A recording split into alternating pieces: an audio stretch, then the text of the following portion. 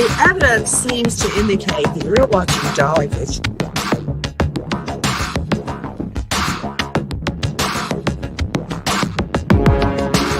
That's been following the case very closely. Jimmy Williams is with us.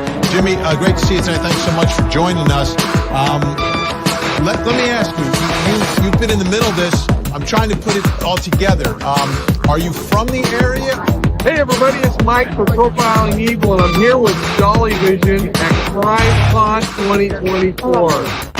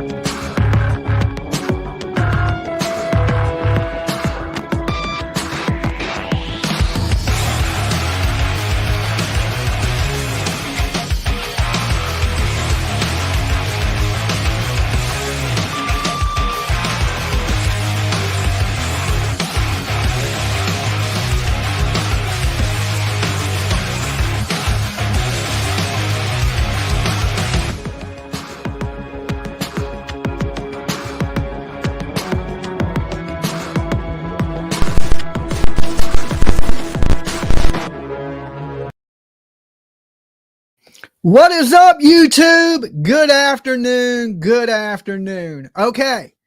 We're going to be talking about some twisted stuff today. We're going to be talking about this kid, Collin Griffith. He's from Florida.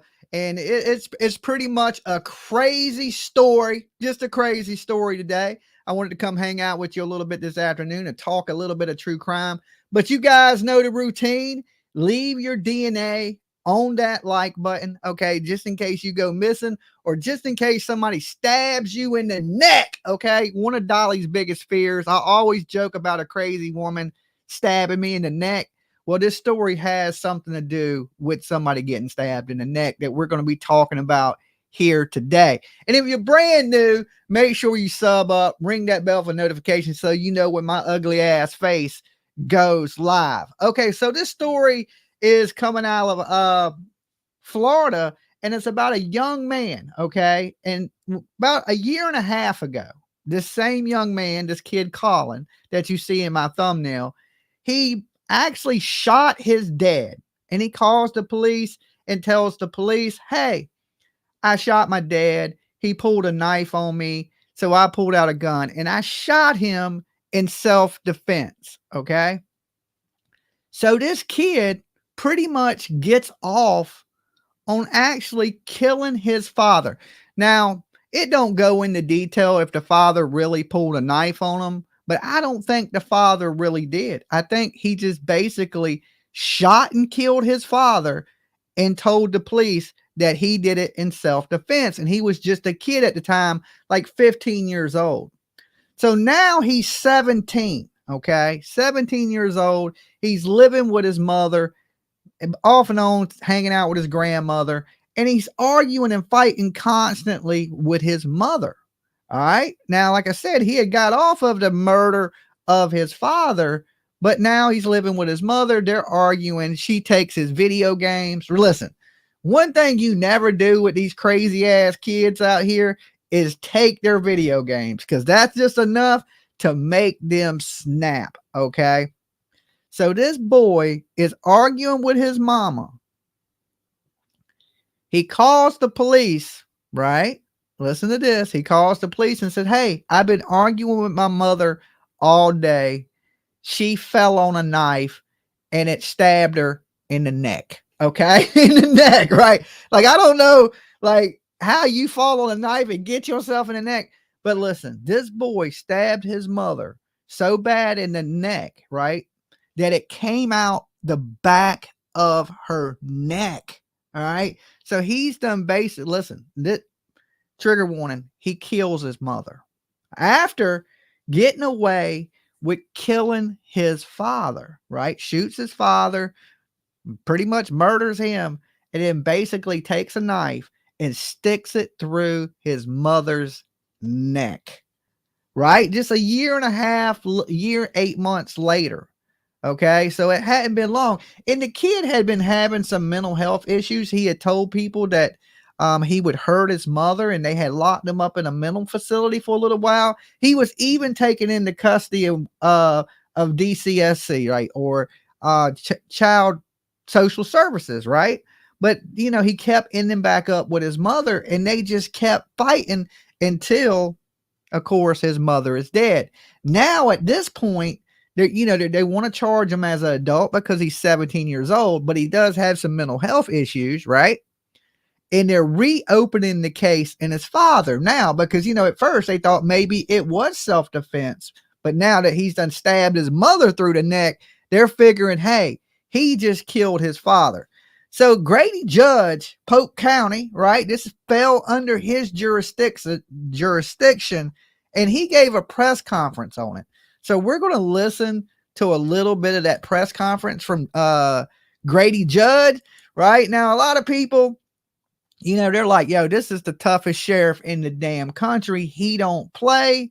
You know, he likes to put people in jail for, you know, everything. You go there and break the law, he's going to lock your ass up. And then he's going to do a YouTube video on it. So let's check out a little bit of this video from him right here. Let me pull it up onto the screen. I'll make sure you guys can hear this okay.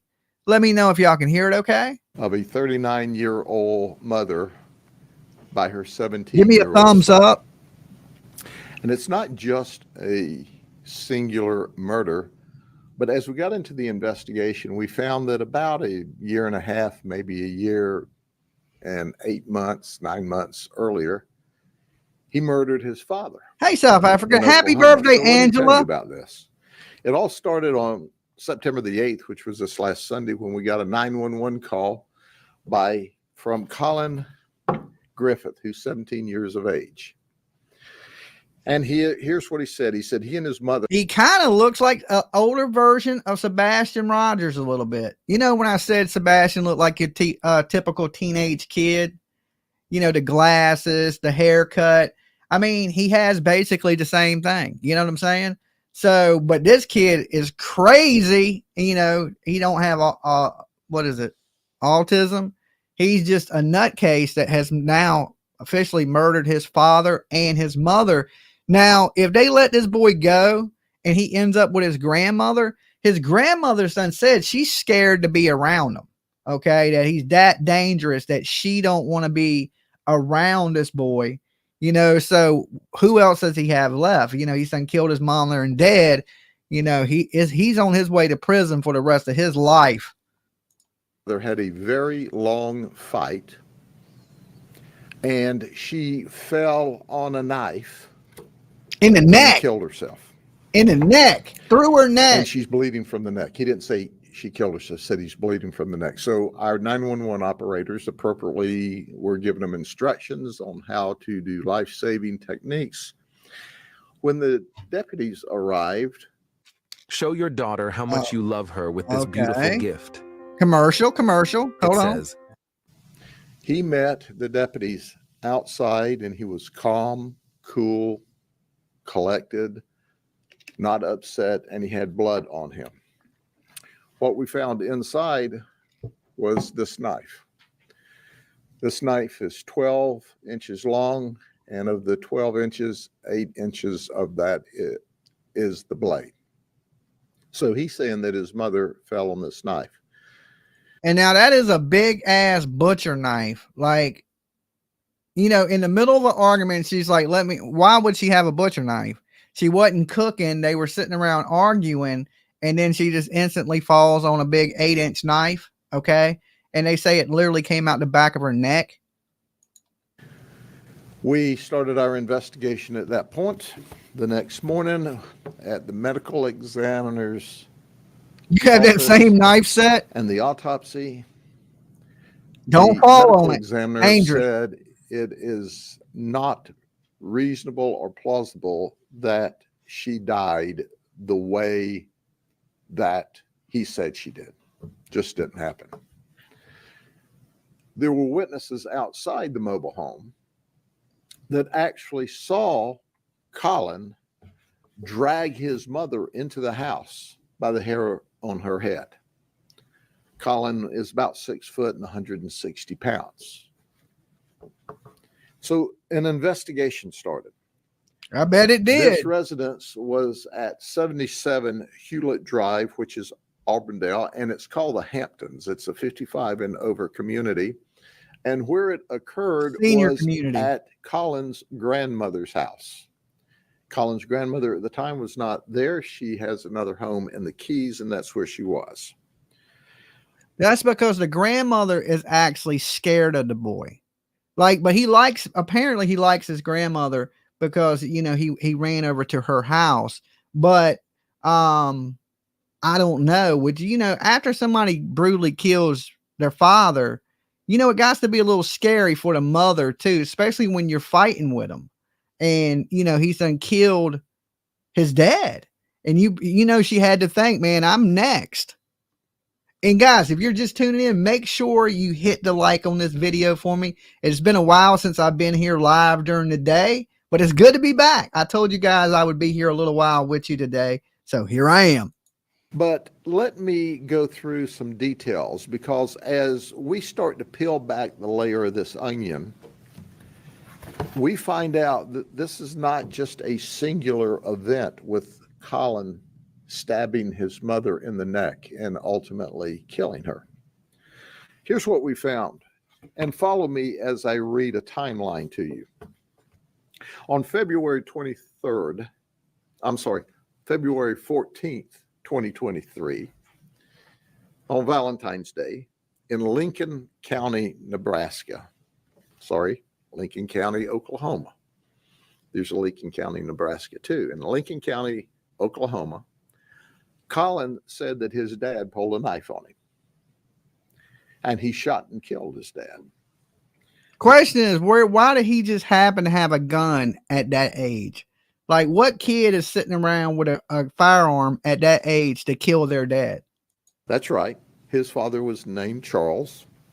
He shot him once in the chest and once in the head, and he claimed self-defense. The Lincoln County Sheriff's Office and the Oklahoma State Bureau of Investigations charged Colin with murder in the first degree. they dropped the charges less than a month later. They said they could not disprove. PJ says Turtle Island tonight. I tried to call you. Yes, we are doing Turtle Island tonight on my other channel, Dolly Uncensored. Okay, I'm sorry I missed your call, PJ. James's mom, wow, man. His mom stopped by to give me some tips, some hard advice. Okay, so I was outside talking to her. So maybe that's why I missed your call. Colin's assertion of self-defense. So he was released. Well, when he was released in March of 23, just barely a month after the original murder of his father, he came to Charlotte County, Florida to live with his mother. And when he came to live with his mother, Colin Griffith, who was 39, you would think things would be better. He would be. I don't know if he was an only child or not. I don't know if there's any other siblings. Pretty much all I know is he shot and killed his daddy. And then a year and a half later, he sticks a knife through his mama's neck. Right now, there got to be some, he's either crazy or he is just one of them kids that you can't discipline. Be really, really lucky. Hold on a second, guys. This was a self-defense and I'm here with mom. But 6 months later, guess what happened? He's Baker acted. So it's September and as he's getting out of the original Baker Act, he makes a statement that, well, I'll kill myself or I'll kill my mother by shooting or stabbing her. Charlotte County re-Baker acts him the same exact day. They keep him 3 more days. So, when somebody acts crazy, and they had to put you into a mental ward or something like that, they only keep you for a few days and then they put you right back out on the street. Now, when you're making these threats that you want to hurt people or hurt yourself, I truly believe they should keep you longer than 3 days. Some states keep you 7 days, right? But for most of the time on a psych evaluation, they keep you about 3 days, right? Now, if you're making these types of threats and they consider you crazy, they usually just put you in a crazy hospital, but they don't charge you with anything. Like, say if I made a threat to hurt you, that's a criminal charge. They would come and arrest me for that criminal charge. But when you crazy, they just put you in a crazy hospital for a few days, and they don't take those threats seriously because they just think you're crazy and you're saying things. But a lot of these crazy people get out and then commit these heinous crimes like this kid did. Listen, there's kids as young as 9 years old murdering people in the world we live in today. Now, I'm not one of these people that say, hey, give a kid the death penalty. But, right, juvenile life for, a kid under a teenager, right, which would be to 25 years old, I think is appropriate. And then kids over the age of 13, in this world we live in, you have enough sense at teenage years to know it's wrong to hurt somebody, to kill somebody. And this young man is going to be charged as an adult. He's 17 years old. In some states, he could get married. So to me, he's an adult. He should definitely pay the adult price. But with prior mental health issues, can he plead insanity, that he's crazy, and go to a mental hospital for a while? And the mental hospitals, they only keep you usually when they sentence you to a mental hospital, it ain't like a time. It's like until the doctors deem that you're safe enough to enter society again. So what they'll do is put this boy in a mental hospital for years. And then when he comes out, he'll end up hurting somebody else, because it's like they keep putting these monsters on the street, right? Like if you're killing your mom and daddy, you got some serious issues. Now we're 2 months later. This is November 2023. Colin then is arrested for domestic violence on his mother. And the reason he battered his mother is because she was disciplining him and took his video game privileges away. So he beat up his mother. The system is broken. I He think pushed so her to the too. ground, and he stomped on her. The grandmother was there and witnessed this. Colin said it was self-defense. She made me do it. The grandmother said, no, no, no. Your mother did not provoke this at all.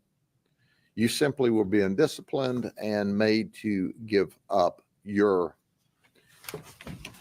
game because of failure to carry out what you should, empty the garbage, wash the dishes, whatever they gave him to do. He claims self-defense when he stomped his mama, but he went to jail anyway.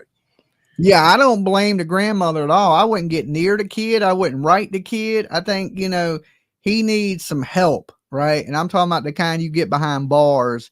I think he's just a bratty kid that didn't get his way. He turned to violence, and he's done, you know, multiple times assaulted his mother. Now he's done killed his mother. He shot his dad. I mean, he shouldn't have been free to kill his mother. His mother should still be alive right now. If what it was at Oklahoma or wherever the hell he was, would have did their job, right? But why would his dad pull a knife on him? Was, you know, what kind of evidence was they just took this kid's word that his dad was trying to hurt him? And I heard somebody say, well, since Gypsy Rose, you know, they've been letting these kids off easy, you know, murder your parents, or, you know, hire somebody to kill your parent, or get somebody to kill your parent. And then you say, well, they were beating on me. They were abusing me. That's why I did it. And they let a lot of these people off, you know. It's crazy. The Gypsy Rose story was a crazy one, you know, with the, you know, her saying she had all these illnesses and taking her to the doctor. What is it? Munchausen syndrome or something like that. 3 months later, Happy birthday, Jenny. 12th of February in 2024,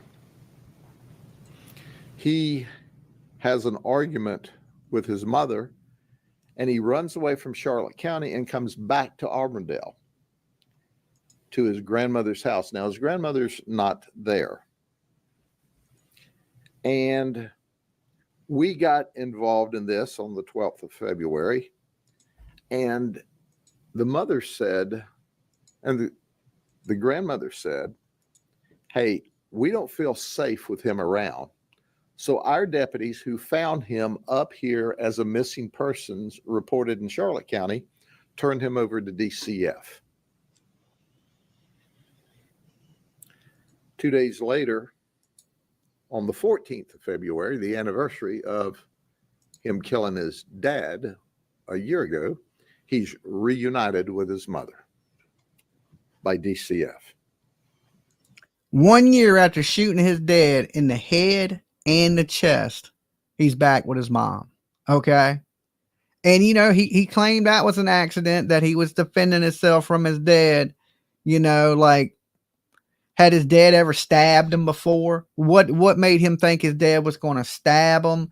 You know, I think this is just a lie made up by this kid because he wasn't getting his way from his dad, and he murdered his dad. And now he's murdered his mom.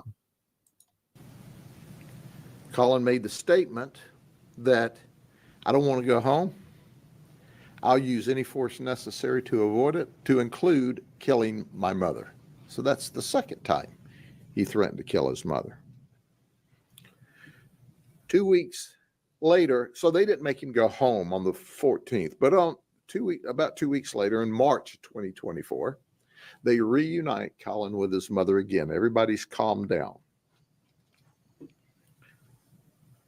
Now, in May of 2024, Colin graduated from an alternative high school in Charlotte County and began.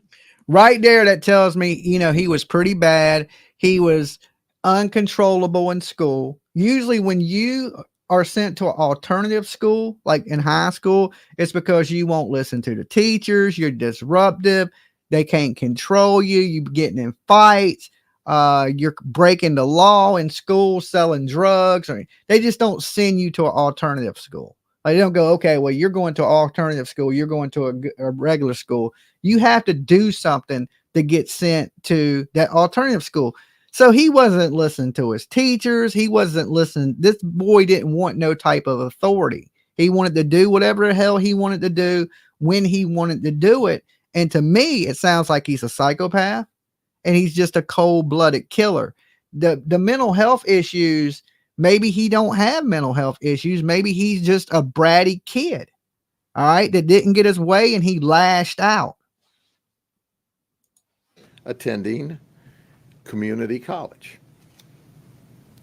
Now let's advance 4 months later to September the 6th.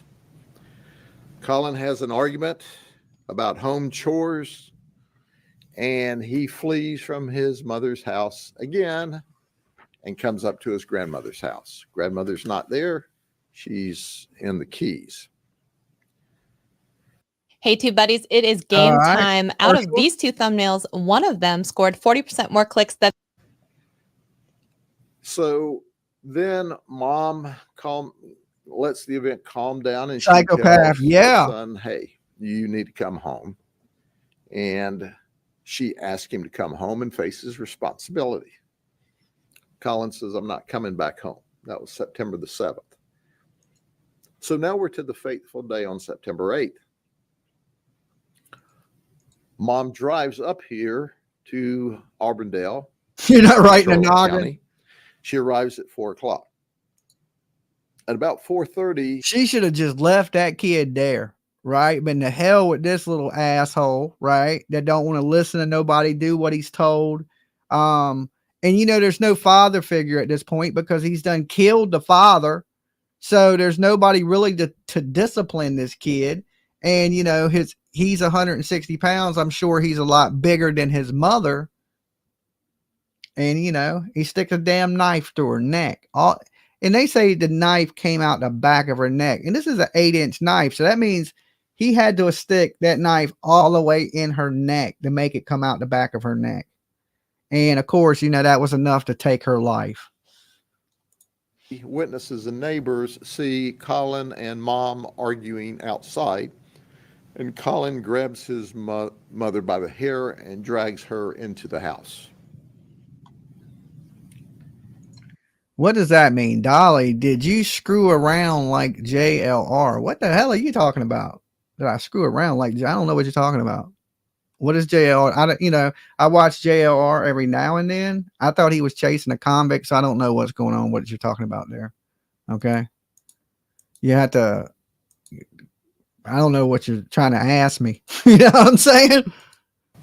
Just about 2 hours later, that's when we receive a 911 call where Colin said, I've had a very, very... Well, you got to remember a week ago, I wasn't getting the right amount of blood to my body. So I probably was. I'm getting my color back.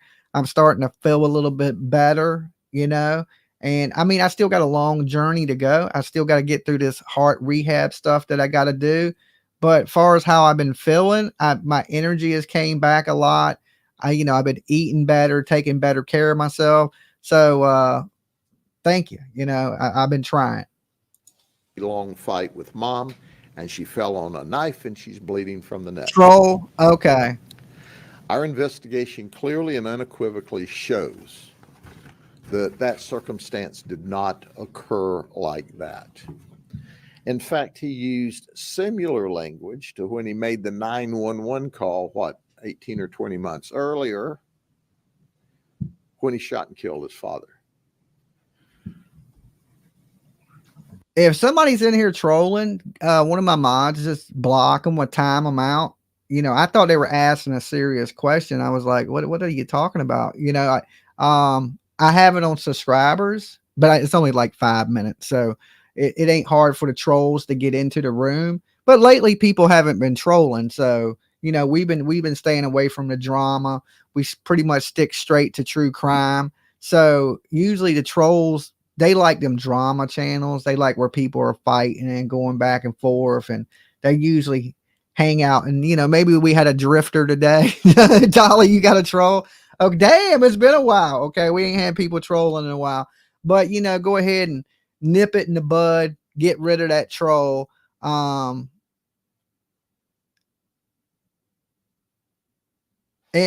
we'll keep it moving. All right. It's important to understand when you look at this, you see a kid. When I look at him, I see a psychopath. I mean, they say don't run with knives because you could fall on it, right? But usually people just don't fall on knives in their neck. Okay. Who carries a knife around like this, pointed at their neck? I mean, I could see if you was walking and fell and maybe stab yourself in the stomach or something, maybe. But to literally stab yourself completely through the neck where it comes out the back and consider that an accident, like, oops, she fell. But, you know, he was like, we were fighting and arguing and she fell on a knife. You know, like, I don't know. Did he think he was going to get away with murdering his mom like he got away with murdering his dad? I mean, that's just crazy to think. You know, he didn't get no trouble for that. So he probably in his mind thought, well, I'm just going to kill my mom too. Nobody did nothing for me shooting my dad. They ain't going to care if I stab my mom through the neck.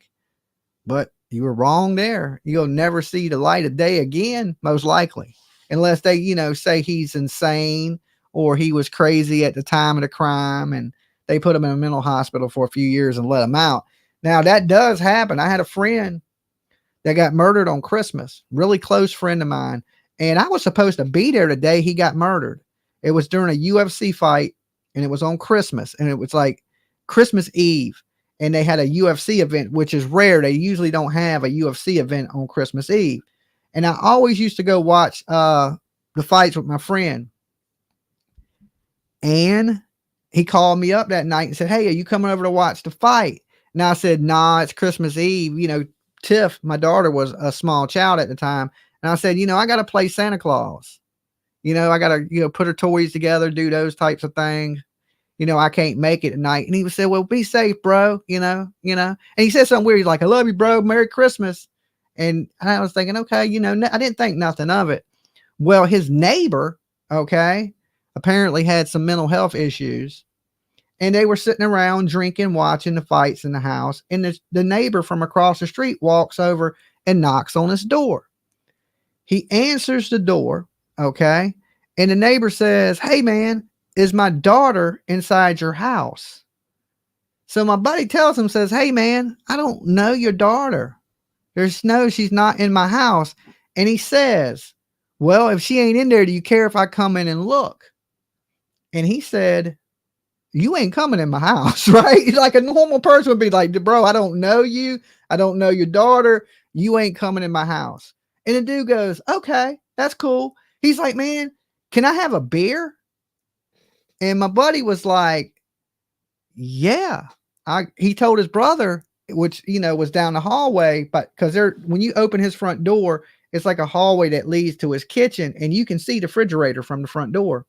He tells his brother, John, hey, grab him a beer out the refrigerator. So he turns back when he's telling John to do that. When he turns back, the guy pulled out a gun and shot him right in the head on Christmas Eve and then shot his brother, John, and then takes off. The rest of the people in the house were okay. Okay. My friend Keith, he was killed instantly. Christmas Eve. And I was supposed to be there to watch that UFC fight. I'm glad I wasn't, because when some stranger came to the door, I would have got up with him, because the rest of the people in the house were women. They didn't go to the front door. But when a weirdo come to the front door wanting to get in the house, I'd have got up with him and went to the door with him. I know I would have. And John lived. He was shot twice because he was at the refrigerator. But Keith was killed instantly. Now, this guy, this sounds crazy. But I'm going to share this story. He gets to the jail. He starts making a shank. They catch him with a shank inside the jail. And apparently he had some mental health issues, right? But prior to this, so they put him in a crazy hospital, which is Eastern State University, mental institution, right? And if y'all been watching me for a while, me and PJ went ghost hunting at Eastern State where he was at. Okay. So they keep him in there. And one day somebody hits me, a couple different times hit me up and it's like, you know, the guy's rapping that killed Keith and he has a YouTube channel. And I was like, what? And they were like, yeah, the crazy hospital has a music studio, a music room. and he's in there making music and he's uploading it to YouTube. And I was like, you got to be kidding me. Right. So I go to this site, right? I can't remember it right now what his site is because this has been years. And he has these rap songs out, and one of them's like one of them titled like Public Nuisance. Right. And he's a shitty rapper. Terrible, terrible. Right. But I'm in disbelief that this dude has murdered my friend on Christmas, and he's living his best life as a rapper in a mental hospital. Okay. So that ain't even crazy enough, right? Somebody knows right there, knows his last name, right? Yes, that is who it was. It was Keith Chapman. So as somebody calls me and says, Jimmy, you ain't going to believe this. And I'm like, what? He was like, I'm at Busch Gardens. Okay. I'm at Busch Gardens, and Keith's killer's here in line about to get on a roller coaster in front of me. And I'm like, what? Right. So apparently this dude gets day passes and they take field trips from the crazy hospital. All right. So I could not believe it. I could not believe it. I don't even know if this man is still locked up at this point that murdered my friend on Christmas, because he was crazy prior to doing it. Like, he had spent some time in a mental institution, so they considered him insane, I guess. And he's rapping and riding roller coasters, and my friend is dead, gone, never to do, what kind of justice is that? And I hope this kid don't fall into something like that, he has these mental health illnesses. They're going to put him in a mental hospital for a few years, and then they're just going to let him go. Because the guy that had killed my friend, he had hurt some other people prior to this. He just didn't kill him. Okay. So he had hurt other people prior to this, gets out of a mental institution, and kills my friend on Christmas. Right. So, like, these people are, listen, there's a lot of crazy people in prison. Put all these damn crazy ass people in prison. This man understood, if he was so crazy, how did he have access to a gun to shoot my friends? Okay. For no reason. They didn't know him, never met him, never talked to him, never even seen him. And they lived across the street from each other, but they didn't know him, had never seen him. And he murdered him. I mean, just in cold blood for no reason. They'd never met his daughter. They didn't know his daughter. And then his daughter gets online defending her daddy. Oh my God. I hate to say it. I cussed this girl out. I cussed her so out. And I hate to be like that. You know what I'm saying? But she's like, all these people are attacking my dad when he has mental health issues. F your dad. Okay. Your dad just brutally took the life of an innocent person for no reason whatsoever. All right. I got a little off topic, but I just wanted to share that with you guys. I see totally erratic behavior, to the point that he's already at 17 years of age shot and killed his father and got away with it, and stabbed his mother in the neck so hard that the knife went all the way through and was to the back of her neck, and she died there. He's being charged with first-degree murder, obviously, and we're asking the state attorney's office, it's their decision, but our state attorney's office is the greatest, to prosecute him as an adult. We've also wrapped back a fatal. Is that Andy? Andy, is that you? Is that your screen name? Because when you knew who Keith was, I was like, oh, this is somebody local. This is somebody that knows me and knows Keith, because you knew exactly who it was. I can't see the thumbnail that you got because I don't have my glasses on. So, yeah, rest in peace to Keith, man. That was brutal. And look, we can't just because you're crazy don't give you the right to murder people. All right. And then them people keep getting let out to hurt more people. Like, I seen a dude, this is a little off topic, but he murdered a 6-year-old kid, did 15 years in prison, right? Gets out and murders an 8 and a 12-year-old.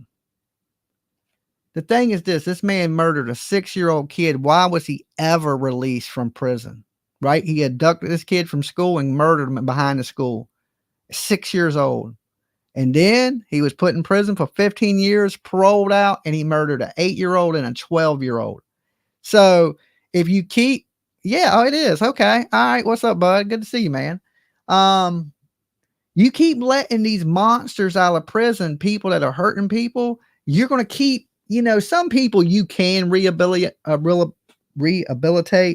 right? And some crazy people, when they're on the right medicines, they're not crazy.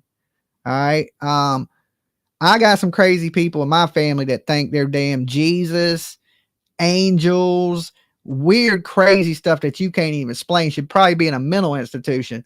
But sometimes when they're on their medicines, they're completely normal. Well, not completely normal, still crazy as hell, right? But not as bad. And then when they get off those meds, oh my God, it's like, aliens are coming to get me. I seen UFOs, I'm part of, like, just, I don't know what goes on in people's minds, like the paranoia and the different things, but they start to think everybody's out to get them. And then or either they want to hurt themselves or other people. If you are having thoughts of hurting yourself or other people, you need help. You don't need to be on the street. Okay. But this story to me just sounds like a bratty ass kid that wasn't getting his way. And he killed his father. And of course, later on, he kills his mother, and probably thought he could get away with killing his mother because the phone calls were similar to the police. Like, oh, well, she fell on the knife, and he was really calm, went out there and met the police. But they said he had blood on his hands. If she fell on the knife, right? Why you got blood on your hands, homie? Around with the prosecutors, the DA's office, as they call them in Oklahoma. Yes, people act crazy to get away with crimes. Information during this investigation that allows them, they will reopen the murder investigation in Oklahoma and potentially charge him out there. But at this time, they did not have sufficient information to charge him with murder. The unfortunate thing was now he's killed 2 people and killed his mother and father. And I can assure you, beyond and to the exclusion of every reasonable doubt, based upon his conduct, had he gone to live with his grandmother at the end of this and she crossed him, she would be next. I agree with that. How many of you guys, if you agree with the damn sheriff here, Grady Judd, that if they sent him now, say he had mental illnesses and, or it was an accident, his mama did this, his grandmother would be next. Press 1 in the chat room, because I believe, of course, that anybody that crossed this boy, his first instinct is violence. He did it with his daddy. He did it with his mama. He would have done that to his grandmother. If you can kill somebody you love like that and be calm about it, you are effed up in the head, right? But that don't mean you should get special privileges. Look, everybody that's in prison, they're effed up in the head too, right? If they wasn't effed up in the head, they wouldn't be in prison. They would be law-abiding, honest people, but something's loose in all their heads. So we can't say, well, you're crazy, you don't deserve the death penalty, and you ain't crazy, so you deserve the death penalty, or you deserve life in prison, but you crazy, you don't deserve. No, anybody that does this and hurts people, you're definitely crazy, right? But did you know what you was doing at the time that you did it? That's the question. And I believe he did. I believe he knew, and he did it because he was mad. He had a reason. So to me, throw this dude under the jail, never let him out to hurt another person, because if you do, all he's going to do is kill somebody else. And next time it may not be his family member. It might be somebody that just crosses him on the street, wants somebody that, he's just mad at or anything. He could end up being one of these people that walk up into a school. He could be one of these weirdos that try to assassinate the president. You just don't know. It's just, some people have this tendency to violence, and you got to be worried about those people. If you have a loved one, or, there's a lot of people that have family members that have mental health issues. It's okay to be, if you ain't violent, but once you get somebody that's around that's crazy and they also have that violent streak, them are the people that tend to hurt people. And you got to be careful of those type of people. He's violent. He's dangerous. He showed zero remorse when he was being interviewed. In fact, when we attempted the interview, Dolly, I found out that Aaron Patterson is out of jail. He was the one that killed your friend Keith. Wow. See, somebody looked it up that quick. Why would this man be out of prison? Why? You know? And the thing about this is, like, I pray to God I never run across the dude. And even my comment on his rap video was, you just better pray I don't never run across you. You know? How could you do this to somebody and be walking free? You know, that dude had a family. He had a lot of friends. He was a pretty popular person in my community. And he was a really good dude. And to be shot and killed, shot in the head on Christmas, right? Christmas Eve.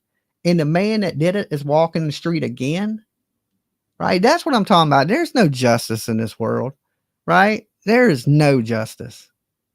That is just unbelievable. I wish I hadn't even heard that. You know, I wish I hadn't even heard that. So yeah, it was all over the news. So I'm sure the guy's name is easy to find.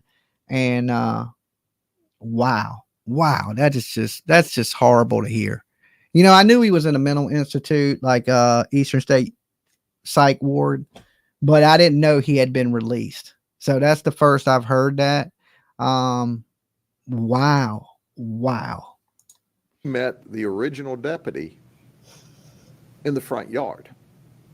And he didn't say, Mom's in here, Mom's bleeding to death, Mom needs help. He looked the deputy in the eye and says, I know my rights. I want an attorney. And Angela, how did you find that out? Could you send me whatever you read that said that he was out? Could you send it to my Facebook? I'd like to actually see it myself.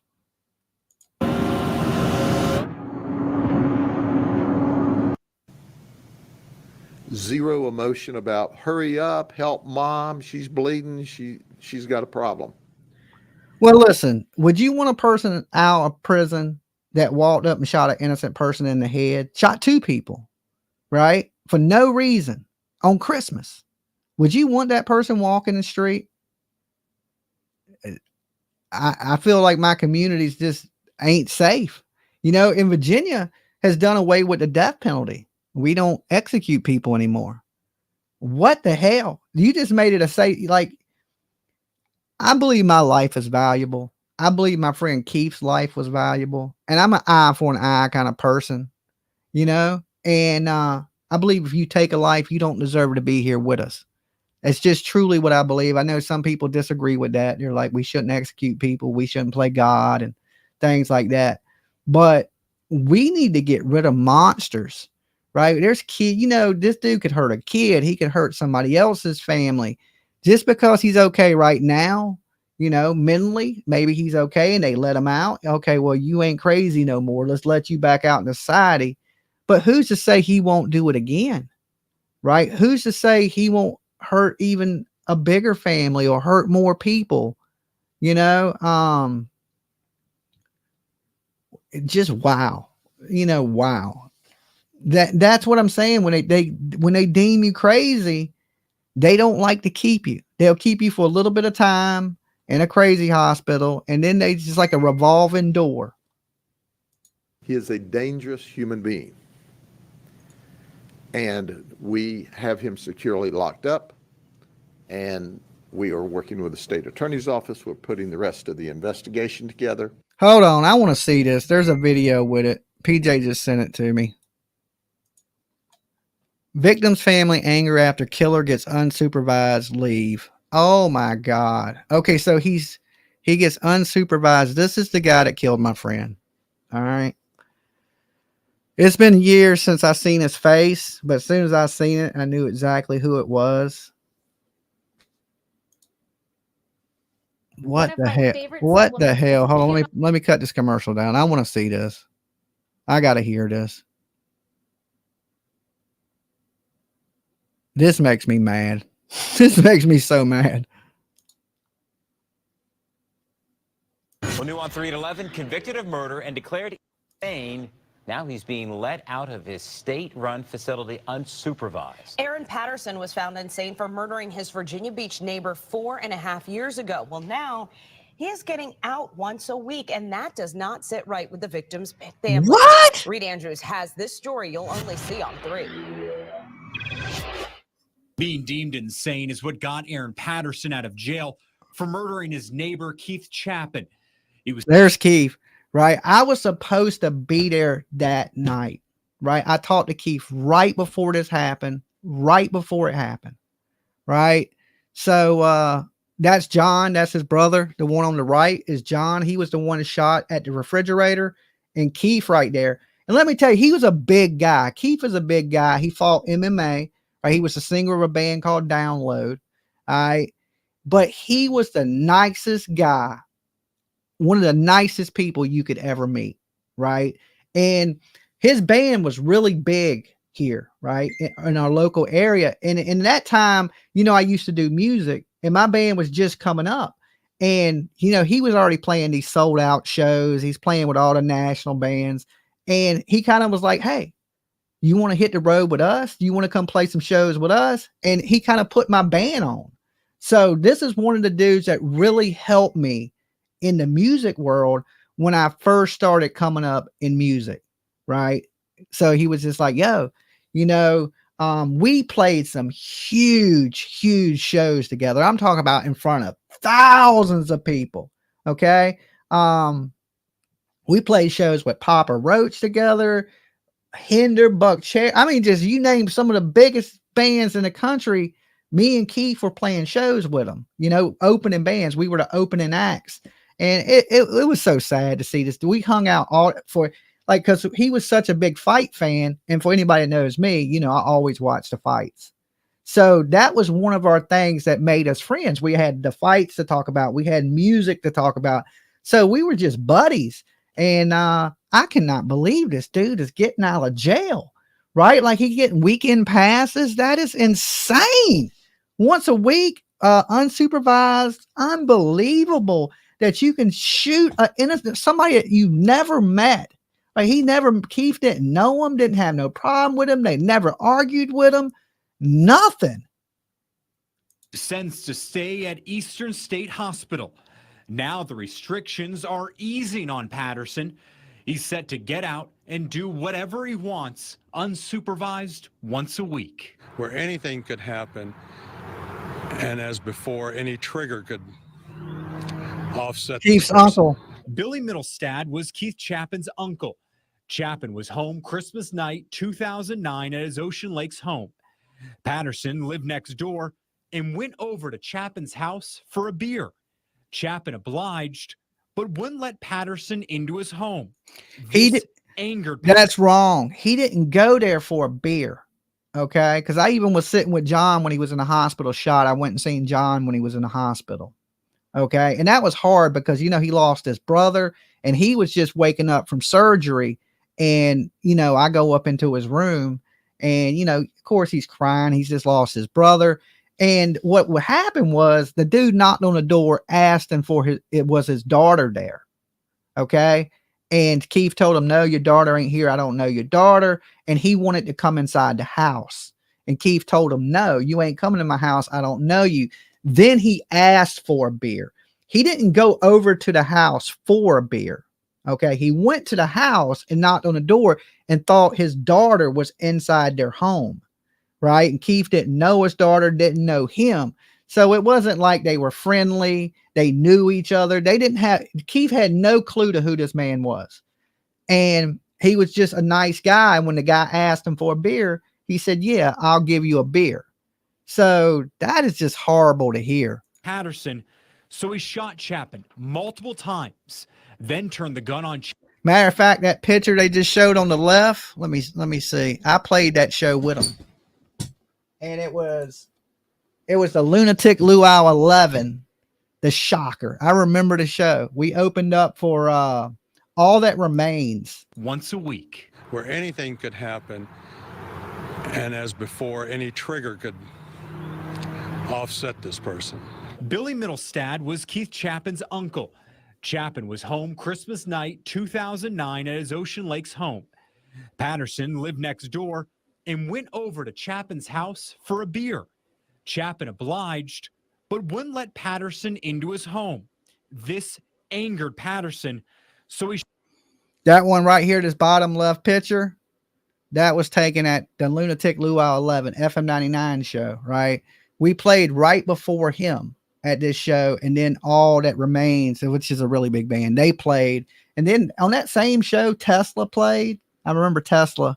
But it was like 15, 20 bands, and it was at an amphitheater. So we actually performed in front of like 15,000 people that day. And, you know, me and Keith had a blast that day. It's so hard to see some of these pictures because it brings back so many old memories, you know.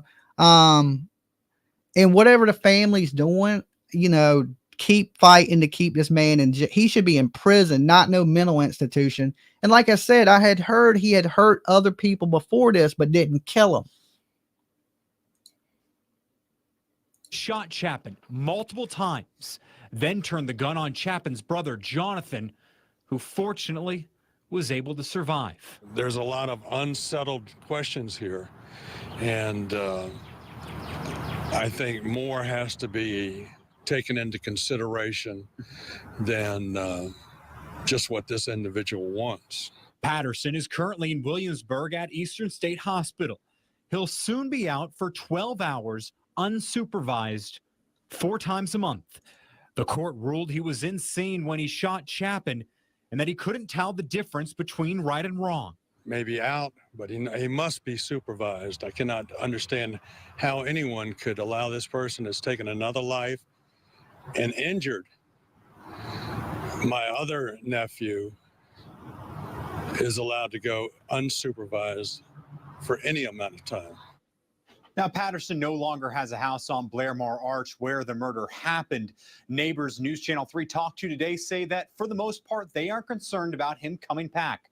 Again, Patterson will get a half day off out of Eastern State Hospital 4 times a month. Reed Andrews, News Channel 3. Now, tell me that ain't insane. That is absolutely insane, right? I didn't know I was going to be going through this today. You know, this was going to bring up old memories of stuff. But, you know, listen, somebody said, you know, criminals have more rights than the victims. I think that is true. I think that is true. Look at all the stuff that's going on with the Brian Kohlberger case, right? With what's going on with the Brian Kohlberger case. You know, he don't want the cameras on him, so they moved the cameras back. He don't want it to be tried there because he thinks he's going to be lynched in Latah County, and they move it to Boise. Like, when did these criminals get so many rights? Like, listen, the Idaho 4, they don't have any rights. Okay. Keith, my buddy, he don't have any rights. And this dude is getting day passes to go out and hang out outside of the crazy hospital. You know, it's insane. It is absolutely insane. And, I don't know who needs to be, if you need to write the governor, who the family needs to complain to, but this, I know for a fact, should not be happening. Okay. It should not be happening. So 12 hours a day for a dude that walked up and shot 2 innocent people, one of them in the head. 12 hours once a week, 12 hours. So he can get out and hurt somebody else. That is madness. All right, let's get back onto this boy that stabbed his mom in the neck. That's just so upsetting to see. He gets to go to water park, shake my head. It's sick. The entire system is broken. Yes. GB, thank you for becoming a member. Man, I don't even think I wanted to hear that today. You know, to be honest. I mean, I knew that he was getting out like with the other crazies, like they were taking him places like field trips. I knew that. They've been doing that for a while, right? But that was supervised. They would go there with, I guess, correctional officers. And here's the thing. Do you ever think of that when you at Busch Gardens or a water park, that the people next to you are from a mental institution for murder and hurting people? And they bring these people to parks where there's kids and there's families and there's stuff like this. But they do.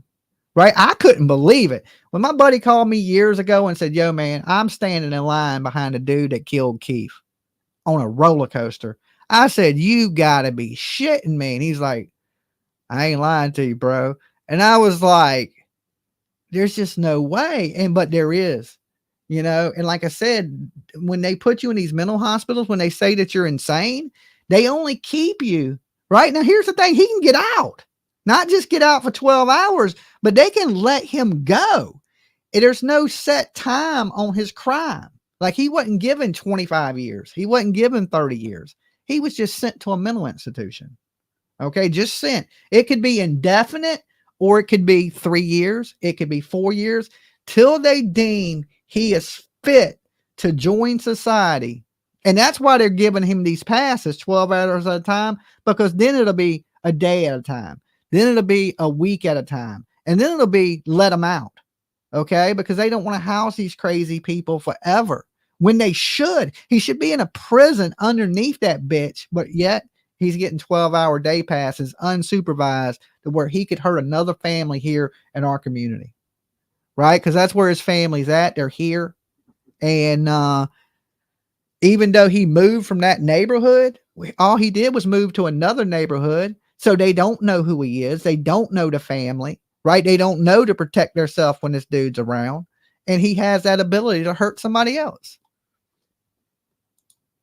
We have began to talk to some of the family, which has confirmed that he is a dangerous person. Before I go to the second event, are there any questions? Sheriff, do you think the system failed him, that he should have never been out after killing his father? Well, so when you look at this and you see, oh, you're saying that's an old interview on the news that he could actually be out now. Okay. So you said that what I just played is really old. Yeah, man, years fly by so fast. Like, I was just thinking, yeah, I haven't done music in 7-8 years. And this was so many years ago. Yeah, you're right. He may be completely out, and Angela might be right. You know, the 12-hour day pass. Yeah, it was 10 years exactly. Wow. Wow. See how violent, how dangerous he is. It makes you wonder to what extent and what depth of investigation was done, because they released him from that murder charge that was lodged apparently within a month or so, because they were shipping him to his mother that quick. Now, did they wrap it up in that short period of time, or did they just say, hey, take him home, and notified the family later that we're not going to charge him? I don't know. But it's important to be accountable and responsible for your own actions. My question is, was there anything else that could have been done? Because had Oklahoma been able to act, Catherine would be alive and well today.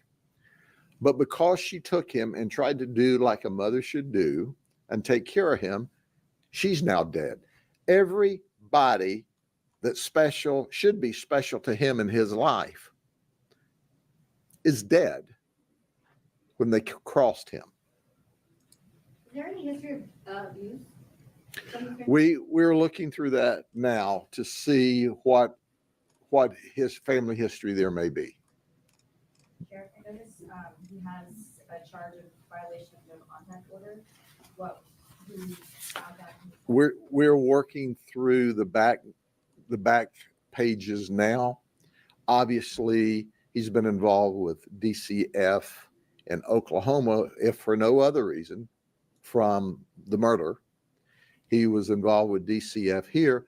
We've been putting together our criminal case here. We will go through the back pages of him and any other interactions he's had with the system to try to determine everything that we can. But what we know for sure is he's violent and he's dangerous, and he'll kill you, because he's done that on 2 occasions. Thank you, Denise. I noticed that the witnesses say they saw him outside at 4:30 with the fight. The 911 call. Stop what you're doing and come see me. Look at the smiles that I can transform. Every one of these smiles were transformed. There's suspicions he killed his mother much earlier and then that time. We are also investigating that, as you know, with these death The investigations. story we're watching now is about a 17-year-old that shot and killed his daddy. Then a year and a half later, after he claimed self-defense on killing his daddy, he stabs his mama through the neck with a kitchen knife, kills his mother. And we started talking about these people that, claim they're insane at the times of the crime, and, how they're treated and how they're released and let back into society. The interview we watched about my friend, that was 10 years old. That dude, he's already out of prison. So first they give you these little day passes where they let you out, and then soon they start letting you out for a week at a time. And then next thing you know, they let you out back in society to hurt and kill somebody else again. We got a bunch of insane ass people running around. If you're insane and they consider you insane, they should put you in a mental institution for the rest of your life. You should never get out, not for a minute, not for an hour, forever. You should be locked up in there forever. So there's no chance of you ever hurting anybody ever again. And if they do put this boy into a mental institution, they should put him in there forever. All right. Because the next person that he don't get his way to, or don't like what you say, he's going to hurt that person too. The medical examiner cannot narrow down the frame to a 15-minute period. But certainly there are telltale signs that we are working through. So we looked inside the house. He said there was a protracted fight. One thing that should never happen, if you murder a child, you should never get out of prison. There should be no parole for child killers, okay? Because like I said, there's so many horror stories of people killing kids, getting out, re-killing, re-offending. If you kill a child, you should never have the possibility of parole. Like when you hear these people where they murdered kids and then they paroled out of prison, you're like, what? No, you should never get out. And if you're deemed insane, you should be locked into a mental institution for the rest of your life. And the home is neat and clean and no evidence. So just like the dude that killed my friend, right? So he goes out and he kills somebody else. They're going to say, well, he's insane. Put him back in the mental hospital. So he'll never serve a day in prison because he's faking crazy. He wasn't crazy when he was rapping. Okay. When he was putting out rap albums from the crazy hospital, he wasn't crazy then. Okay. He understood that he was a public nuisance. That was the name of his song. Right. So if he knew he was crazy then and he was trouble to the community, what makes him not that now? If you're insane, hey, I hate to say it, you need to be in a mental hospital for the rest of your life. If you kill kids, you should be locked up forever. You take a life, you should lose your life. Any kind of a large fight or a long fight, as he said. It's a kitchen knife from the house. People might hear you say DCF was involved and, he was released. Is there anything you want to say about the system in Florida, the DCF system? Do you know, DCF has an impossible job because all of society's wayward children and problem children and hot action events come to their lap. What did they know when? I don't know. That's part of the background investigation. I'm certainly not in a position, nor do I have an inclination to blame DCF at this point in the investigation.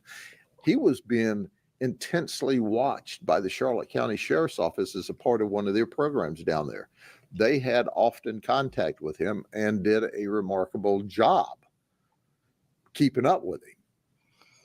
What Sage said, somebody said, I'm crazy, but I'm the good kind of crazy. That's what I always tell people. I'm crazy as shit, but I'm the good type of crazy. You know what I'm saying? You just might not want to take me nowhere. You know what I'm saying? I'm that type of crazy, but I'm not insane. And I wouldn't do nothing to ever hurt anybody. Not for no reason, unless they were trying to hurt me. But just to go out and hurt innocent people, for no reason. And if this man was so insane, why did he have a firearm? Okay. Why did he have a gun? So if these people are deemed crazy, how is he getting access to a gun? And like I said, when they first arrested the guy, he went to jail and made a shank. and they charged him with making a shank. But he never went to, like, they held him in jail just long enough to send him to the Eastern State Hospital here in Virginia. And like I said, me and PJ went up there ghost hunting not too long ago. If y'all watched our videos back about, I don't know, about a year and a half ago, I was up at the hospital that he was locked up in. But he was not under any criminal charges at all. It was simply that he'd been Baker Act and he had made verbal threats, and a verbal threat in and of itself, until you have the ability to carry it out and the means and a lot of legal posturing, you can't just arrest people. That ain't true. If you make a verbal threat that you're going to kill somebody, that person can take a charge on you. All right. I know here in the state of Virginia they can. But if you're crazy and say you're going to do something, they usually just put you in a mental hospital for a few days. But if it was me that ain't crazy and I said, hey, I'm going to do this to a person, I'm going to do that, they would arrest me. Okay. But they don't arrest this boy because he has mental health issues. So they send him to a mental facility to get checked out. But does his threat, does that not make his threat real? Does that not make his threat credible? What if he said he was going to go into a school? Would you let him out in 3 days then? But since he said he's going to kill his mama, let's let him out. But if he would have said, hey, I'm going to run up in this high school, you think he would have been out of? No, they would have kept him a lot longer. So if you threaten one life, to me, it don't matter what life you threaten. A life is a life. You know, all our lives are the same. We're just as important as each other. Your life is no better than mine. Mine is no better than yours. Every life matters. And that's just truly what I believe. And Mom came back up here to get him to, once again, she was angry. She needed a cooling off period for a time. And then she wanted him back down there so she could appropriately deal with him. So there's still a lot of background and a lot of DCF stuff between Oklahoma and Florida that we're looking through. But listen, when you finish all of this, what I call sociological positioning, nothing gives you the right to unilaterally stab your mother and kill her. Amen. And I'm not convinced, based upon what I know now, Oklahoma didn't know this then, there were no witnesses to him shooting his dad. I'm not sure now that he didn't set his dad up to murder him.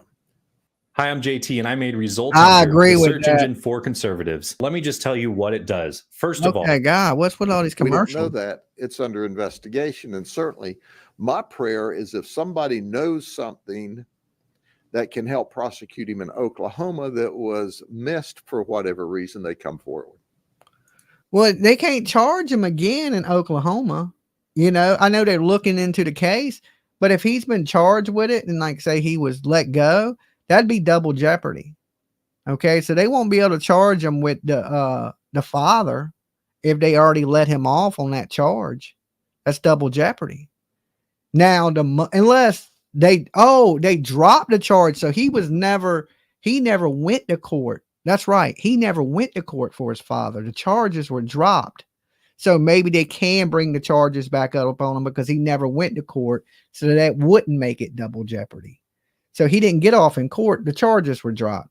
So yeah, they can probably bring the charges back up on him and charge him with both the murders there and in Oklahoma. So I don't know. You definitely, if you do something like this, I know you have mental health problems, but listen, everybody in prison has mental health problems. That's why a lot of them are there, you know, because they're cuckoo for fucking Cocoa Puffs. Okay. We have another event. I want to introduce you to Thomas Angland. He's 40 years of age. He's a felon. He's had 16 previous criminal charges, everything from armed burglary with a firearm to aggravated assault with a weapon to domestic violence with a weapon to possession of meth. And of course, you'd never want to have possession of drug charges without having a good old cannabis charge thrown in. This good old cannabis charge is a problem. In fact, in 2018, we had to get him out of the house once before. And at that time, he said, well, tell Grady he better bring his tank and his helicopter because I'm going to take the kids with me when I go. And then 2021, he threatened suicide by cop. On another occasion, we had to get him out of, I believe, the attic on one of those two occasions. So we're here for the third time. So apparently, but like 2:30 this Puff morning, if you got him. he Not goes me to his anymore. neighbor's house and he wants to smoke and needs a light. And the neighbor and he have an argument. He goes home, gets a shotgun, and shoots into the neighbor's house. Wow, crazy people, So, man. the He sheriff's looks office is crazy. Called. We get his mother and I believe a sister or a daughter and another person out of the house. He refuses to come out. He barricades himself. So we hail him over our PA systems and we call him out and call him out and call him out, and he refuses to come out. We know he has an arsenal in there. That was just my daughter. She tried calling, then she texted me, said she's having a bad day. So let me see why she's having a bad day. I wrote her back and said, why are you having a bad day? She hadn't said yet. Okay. She just hit me up to say she's having a bad day. But you know, this story ain't the story I was trying to cover. I was just trying to cover the story of the young man that stabbed his mama in the neck. Right now, listen, I'm going to open up the phone lines for a few minutes. And I want to hear what you guys think. Is this boy just a spoiled brat that didn't want to listen to his parents and he took their lives? Or is you think he's mentally ill? Now, like I said, anybody that commits these crimes got to be a little bit crazy, but are they crazy enough to skip prison? That's my question. The call-in number's on the screen, 757-797-6694. Did you get her a TV? Not yet. Okay. Cause she just told me last night. Dolly. Dolly. Yes. Doug from Tennessee. What up, Doug? How you been, man? Hey, man.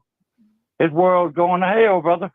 It's been going that way for quite some time. You know, like these criminals have too many rights. It's coming down. You got to be strapped, ready, and locked and ready to go. I mean, what you know, usually, we're talking about somebody's kids. You got any kids, Doug? I've got 2 kids, grown and gone. They ain't never tried to hurt you, have they? No. Could you hurt me? No, I mean, you are a big ass dude, Doug. You know what I'm saying? My boy's as big as I am. Like, he's slimmer. I don't think I would have to worry about Tiff stabbing me in the neck, though. No, that's because these parents, these kids are going crazy. They doing stuff that makes them crazy. Yeah, maybe. I mean, I don't know exactly what this boy was doing, but he shot his father, and then a year and a half later, he sticks a knife through his mama's neck. Hey, but before he stuck that knife, though, he stomped and beat that woman, too. Yeah. That's her own downfall. You stomp and beat me one time, you're gone. Yeah. Don't you ever come around me. I agree with that. I think at that point, at 17 years old, you stomp me and beat me and pulling my hair, you're getting away from my house permanently. Yep, I brought you in as well. I'll take your ass out. That's what my mom used to always tell me. You know what I'm saying? I brought you where I can take you out. I tried to call in last night. I didn't get into your call. Oh, it was pretty busy last night. A lot of people calling. Pretty busy. I had 3 comments on that. Okay, you want to fill me in on the 3 comments? We can tell me now. Okay, the Soto case, they was doing it for the money. They were putting videos online. I mean, I think it may be something to that. You may be right about some of that. And the Sebastian case is just a circus all around. They ordered Joe Ringman, Waters, and Bailey. Yeah, that Barnum and Bailey. And your third one was what was the other third one? The third one was Brian Kohlberger. Brian Kohlberger. I believe he dropped people off. I don't believe he done it. I believe he dropped the people off that did it. You think he dropped the people off that did it? You know, my whole thing is the lack of evidence. He give him a bump, and that's how the DNA got onto the knife sheet. Okay. Yeah, thank you. Have a good day. He dropped all the people off. Okay. Well, you know what? They only see one person. Dylan says she only seen one person clad in black with bushy eyebrows. So I don't know how. But he could have had somebody with him. I ain't saying he couldn't have, but no, he dropped off the people that did it. Well, and that's how his DNA got on the knife sheet. Maybe, but if you when you carry a knife, how do you usually carry it with a knife sheath on your belt? It's according to what I'm doing. They was going in there to whack people off. Yeah, but you think he just walked in with the knife sheath in his hand and then pulled the knife and forgot the sheath? Because he got it from Kohlberger's car. From Kohlberger's car? I don't know, man. He's in on it. They're giving He's in on it. They giving him too much, leadway. Back the camera up, move the court case, like. But he's in on it, but he directly didn't do it. Oh, I don't know about that. I think he's about like the bank robber, the guy driving a getaway car, and the guy's in the bank and shoot somebody. Kohlberger's the guy in a getaway car. I think he's a serial killer. And he booked out on them before they got there. I think that boy is a serial killer. I don't think this is the first people he killed.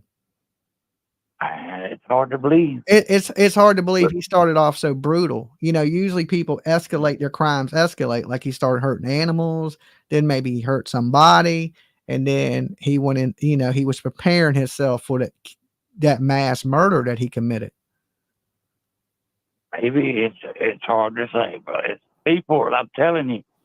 Suzanne said his eyes. I mean, that to me says it all. Is his eyes. Yeah, but he has Ted Bundy eyes. It's drugs these people doing these days, man. It's altering their mind. Oh, definitely eating their brain. And that's why they're going so crazy. Have you seen the people that are taking that? What is it? Kinston, Chicago, or Kinston, wherever. Oh yeah. And they're walking around like zombies. Yeah, that's more tranquilizer they're putting in that shit. Yeah, trank. They call it trank, and these people are just standing on the street like they're dead and walking around like zombies and shit. I'm like, oh my God, that is terrible to even see. Yes, sir. And that's just in one place. Wait till that hits the rest of the country. Oh, it's all over. It's down here in Chattanooga. Are they? I don't see it in Virginia yet. I don't see people tranked out like that. I've seen them, man. I've seen them at the corner. My wife said, "There's this one right here. This pimp." Yeah, I mean, we got our. I think a lot of people around here are junkies. I mean, you do see people nodding out, but you don't see them like sleeping, standing up and shit like you see on these videos. I'm like, that is insane. Hey, let me use about try some gummy bears. Who, me? Yeah. I'm not trying anything. I'm too legit to quit these days. Saying, on that, gummy bears won't make you cough and all that shit. Oh, I'm good. I'm like, it's out my system. I don't drink soda anymore. I don't smoke anymore. I'm clean as a damn a Catholic priest. I hear you, bro. So, but man, I'm just telling you, it's coming where you got to carry your gun. It's gonna be like the Wild Wild West days. If you can't protect yourself, people are going to take your shit. Yeah. I mean, the world we live in is crazy. I do say protect yourself. You never know. There's all kinds of nuts and mad people.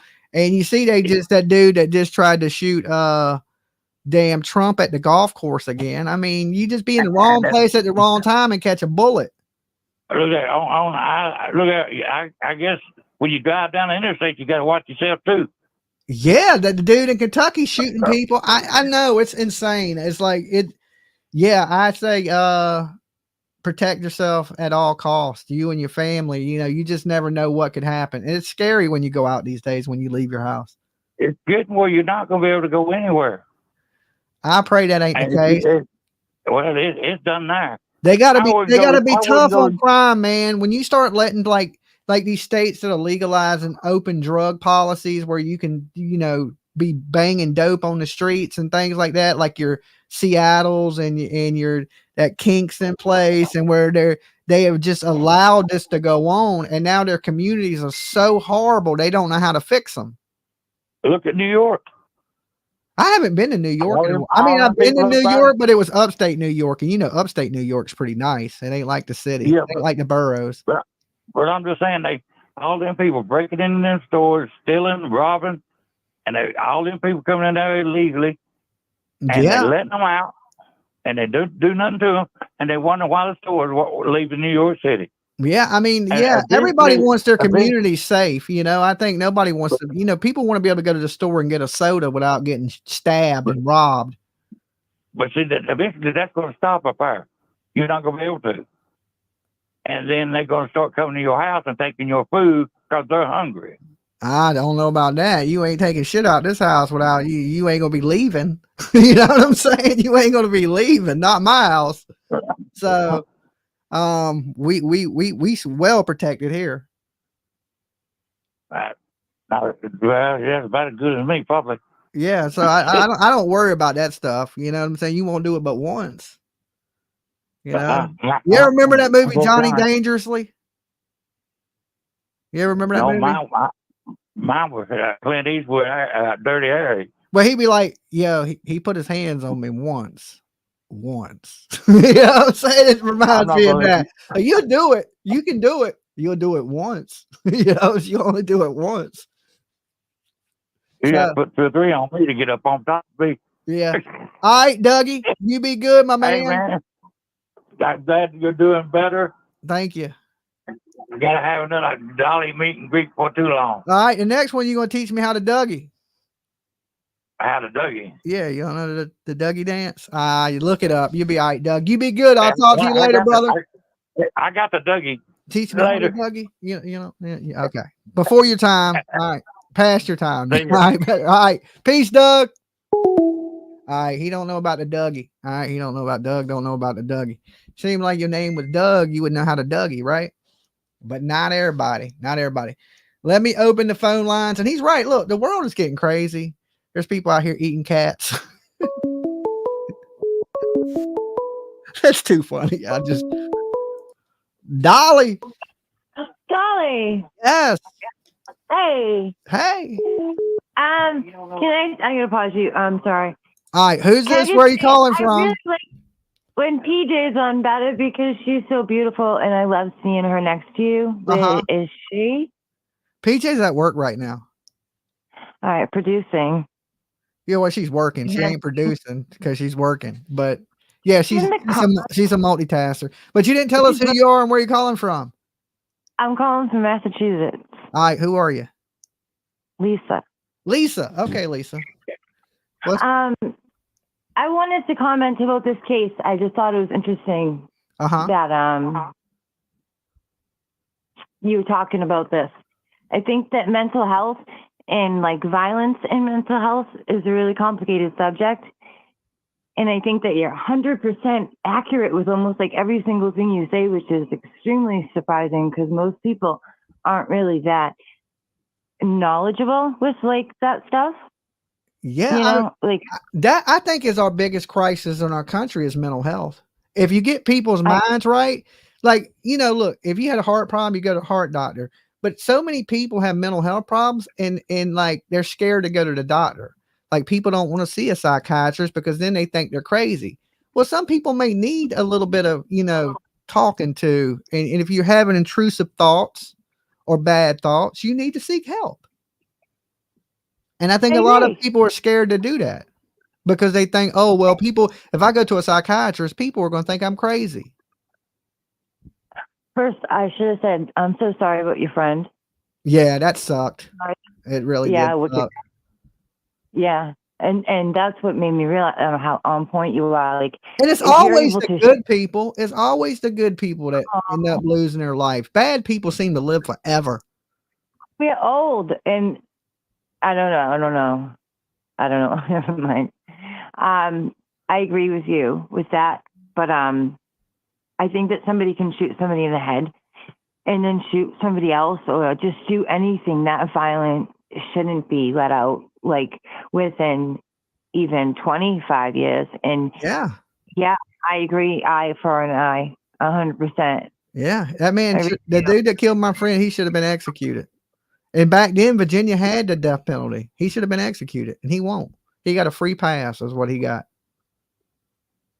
Wow. With prior mental health issues and none, do you know? Yeah, he had prior mental health issues. That's why they deemed him insane. But you know how people get in trouble when they play crazy? Yeah. You know, oh, I'm crazy.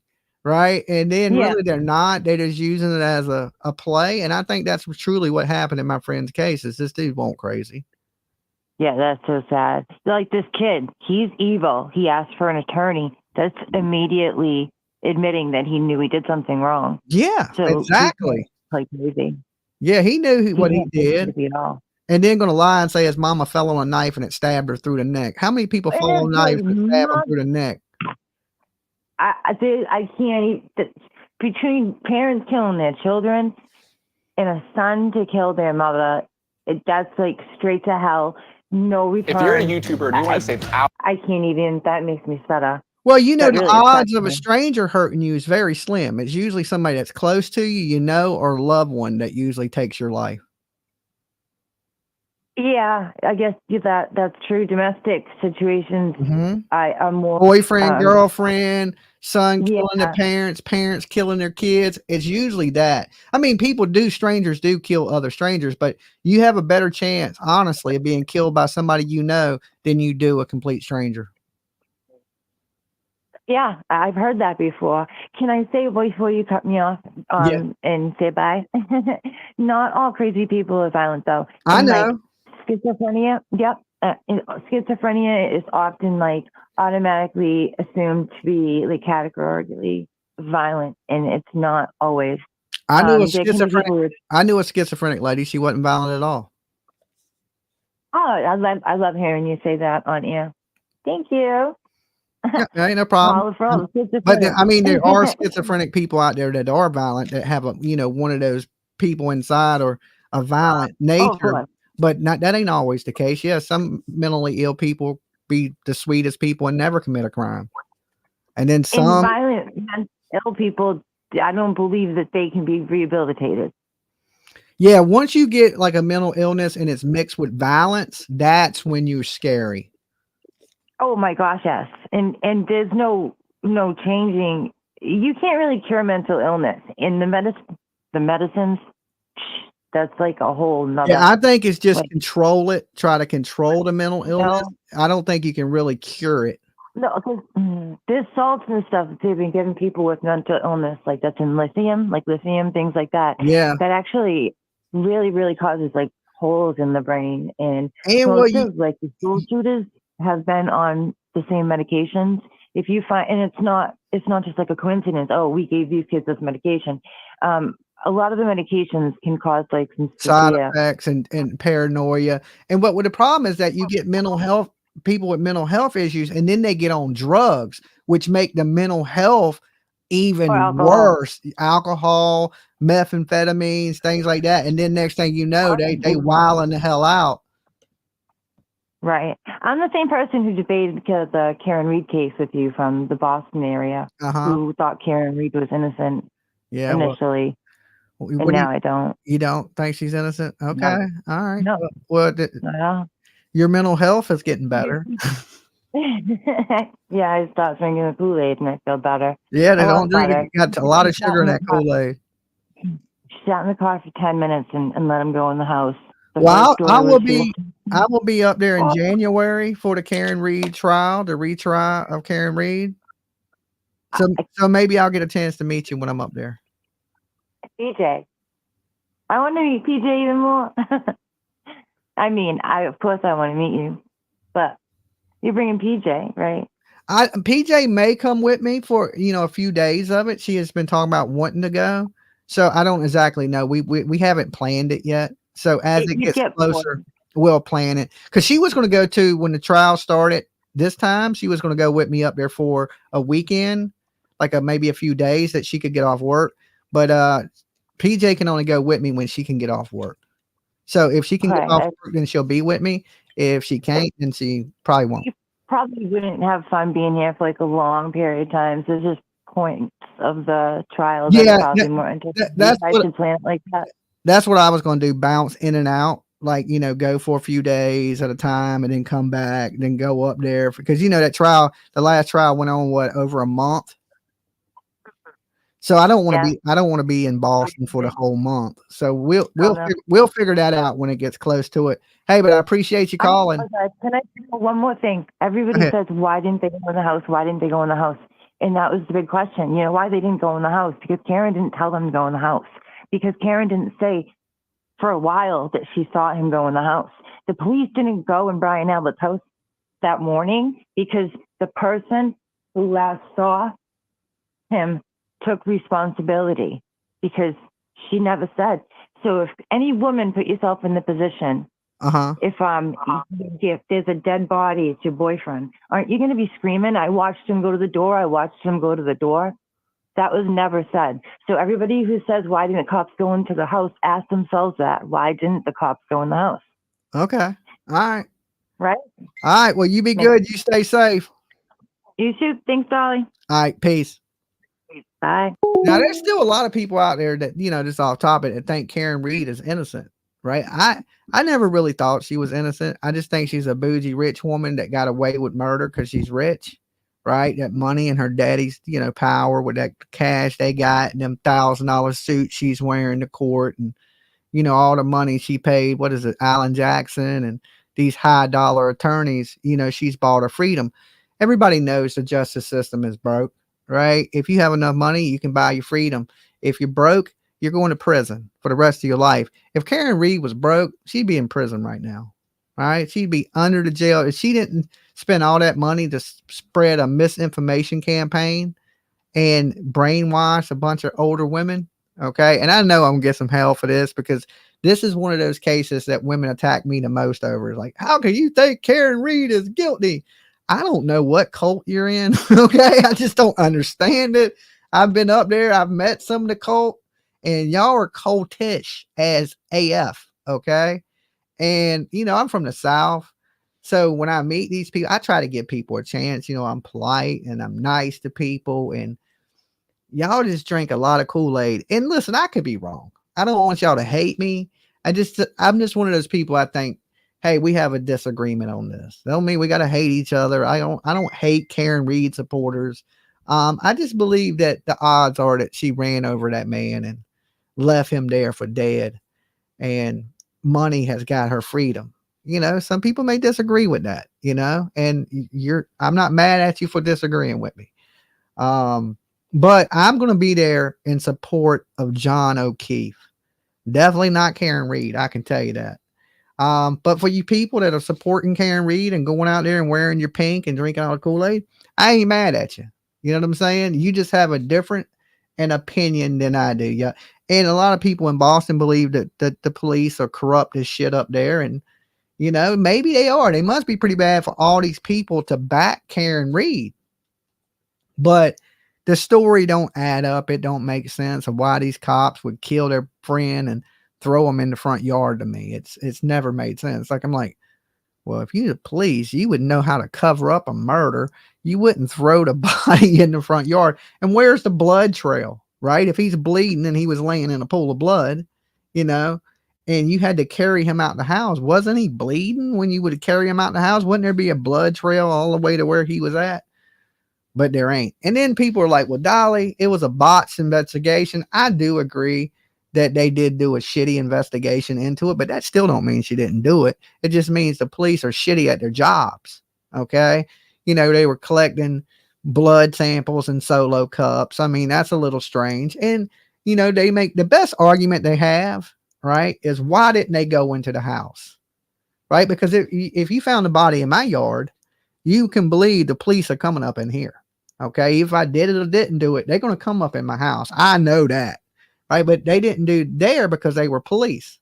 So there was some favoritism going on, but that still don't mean Karen Reed didn't back over him with a car at 24 miles an hour with a broken damn taillight. Her inconsistent statements. I hit him. I think I hit him. Could I hit him? Listen, I just, that's a hard one. And if PJ can get a few days off, she'll probably go up there with me this time. We're going to see what happens to Karen Reed. Now, me, myself, I don't think she's going to get off this time. I think that the prosecution is going to they're going to learn from the mistakes in the first one, and they're going to be a little more prepared in the second one for what's coming. Okay. And this, you got all these people spreading this whole misinformation campaign. I believe that's what it was. And John O'Keefe, and this is sad. Like, there was hundreds of people out there for Karen Reed, but the family wasn't asking people to come out and support them. But now the family is. So you're going to see a lot different scene in Karen Reed 2 than you did in the first one. And the bad thing about this is not only is the lady getting away with, I don't think she did it purposely. I truly don't know if she did it purposely, ran over John O'Keefe purposely. I just think she was drunk and they were arguing and she hit him. She probably didn't even know she hit him. She was that drunk. She had drank like 9 vodkas and sodas, right? Let me tell you this. If I drank 9 of them bitches, I'd run over everybody that was in my way. Okay. So, I mean, it happens, right? She was drunk. She ain't even been convicted of the DUI. Okay. So that's a hard one. And I think you're going to see, and not only that, but she did this and now she's going to be rich. She's going to make $1 million from the Netflix stuff they've been shooting, because she has a Netflix documentary that's coming out. She did a deal with Netflix. So not only is she going to get away with, right now getting away with taking a police officer's life, John O'Keefe, but she's also getting rich, right? And off of this. And I'm one of those people that believe all you people that are out there supporting Karen Reed, if you was on fire, she wouldn't piss on you. She's like one of these I'm above you bougie ass people, right? And if you like that, that's cool. You can be bougie, right? I got a couple bougie ass friends, right? But this woman, I just think, looks at everybody like, you're all a pawn in my game of chess. And that's just like, it's terrible. We need a better society. We need a better justice system. And everybody knows since the OJ shit that the justice system is broke, right? Everybody in the whole country knew OJ did it. But OJ was acquitted, right? If the glove don't fit, you must acquit. Then that's right at that point is when I lost all hope in the justice system. And I know firsthand, every time I've had some money, I've always gotten out of trouble for anything I've ever done. If you broke, you ain't going to jail, bro, and you ain't getting out, right? That's just the way it works. So when I'm on top, ain't nothing can stop you. When you on the bottom, they got jail bars for your ass that you can't get out of. So I don't know. We'll see how Karen Reed plays out. The next place that I'm popping up at is I'm going to be back in Savannah, Georgia for the Leilani Simon trial. And if you're not familiar with Leilani Simon, that is the woman that threw her son, Quentin Simon, in the trash. It's alleged she beat him to death and she threw him in a dumpster, and they found his remains in a landfill in Savannah, Georgia. The Superior landfill was asked to be exactly where they found him. And they only found partial remains, which is sad because part of Quentin Simon is still in that landfill. And guys that have followed this case, they still have not buried Quentin Simon yet. There was somebody that donated a coffin, painted a beautiful coffin for him, had, his whole thing, his name and stuff down the side of it. They still have not turned over the remains of Quentin Simon yet. Not yet. This boy hasn't been buried. So his bones are basically in a box. He was at Quantico for a while here in Virginia. And then, of course, Quantico, they did the DNA and everything they needed to do. And they sent the remains back to Georgia.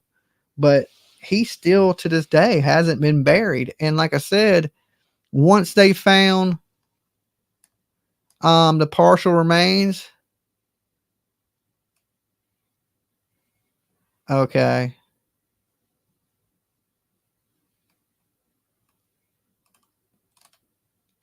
Hold on, let me bring my kid back.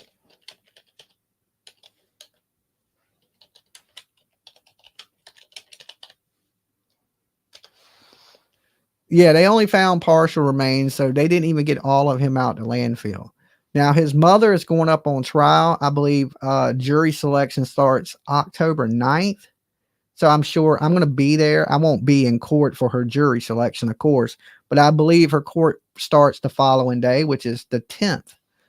Hey Dolly, I'm in the state mental health facility, let out a violent offender and they reoffend.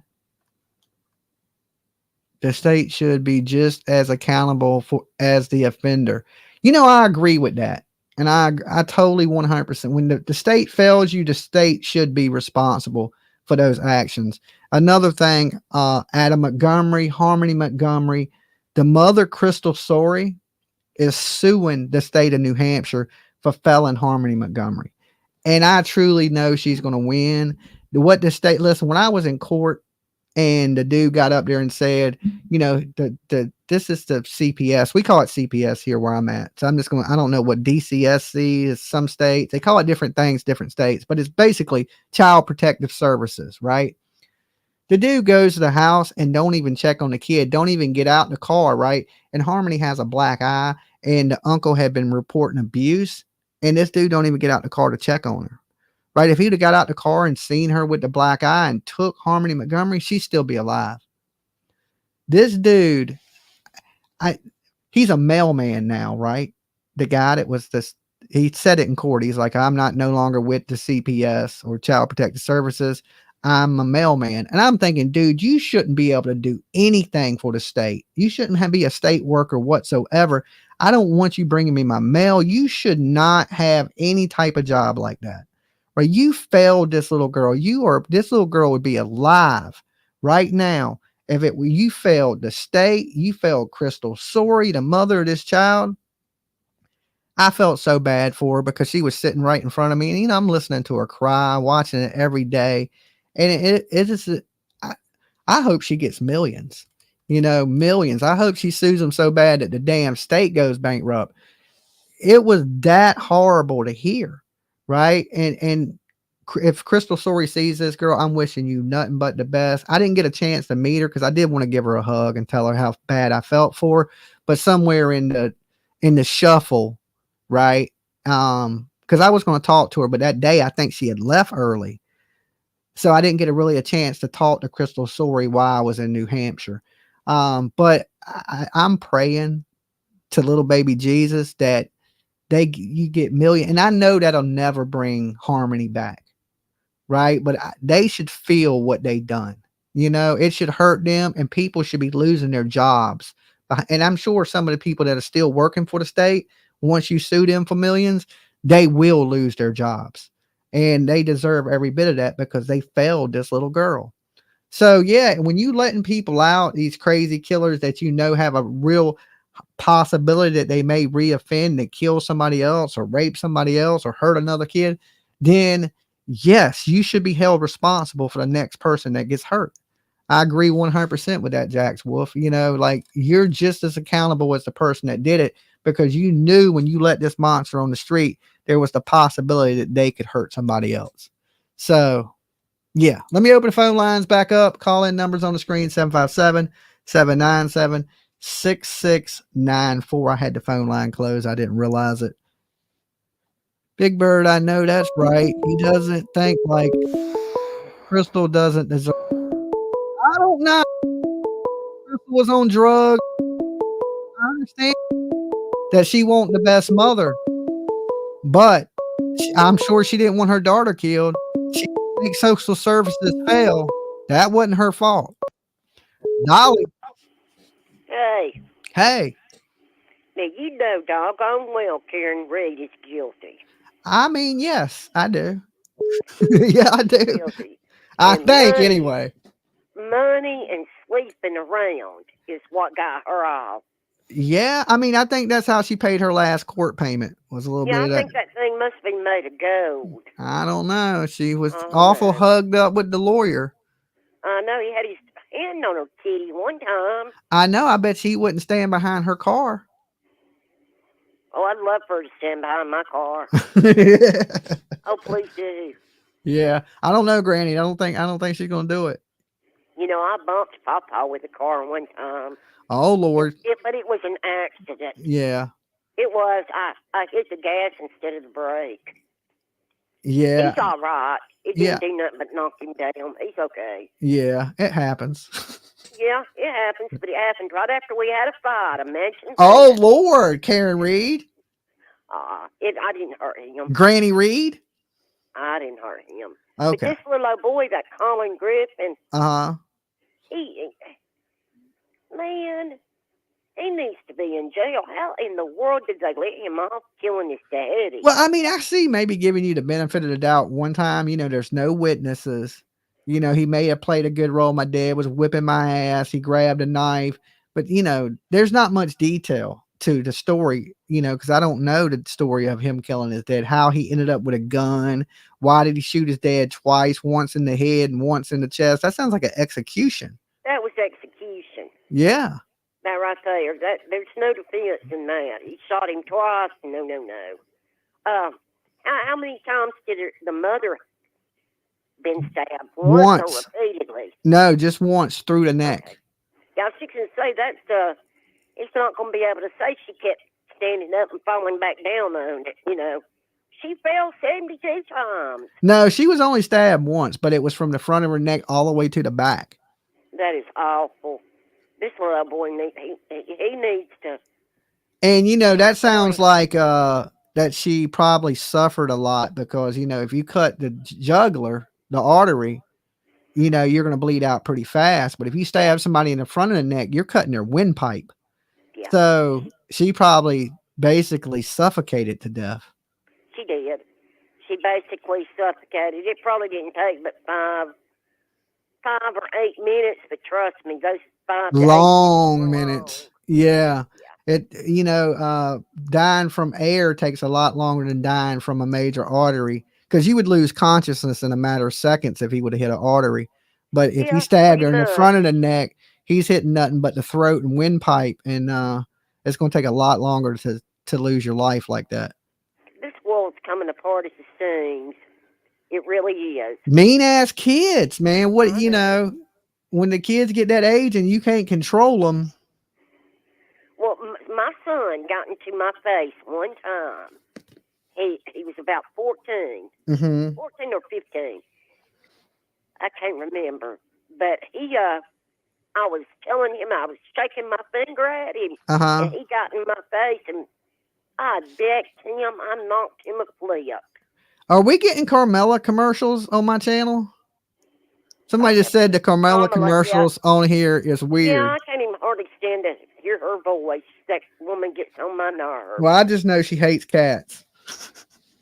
I just find it funny. I'm not a real political person, but I found I've been watching memes on the cats and dogs singing, and the Donald Trump. It's just funny to me. Yeah, more comical. My dogs stop and look. They run and hide when they see her. I know. Lolo even heard it and was kind of looking around like, what? They eating the cats and dogs. The dog. It's like the pets. It's weird. It's like the pets understand that. Like, don't eat me. Don't eat me now. Yeah, don't eat me. They understand that shit. I don't know what it is. Mental health issues. That we have a lot of that in the United States. We really do. Yeah. I think that's one of the biggest problems we have: drugs and mental health.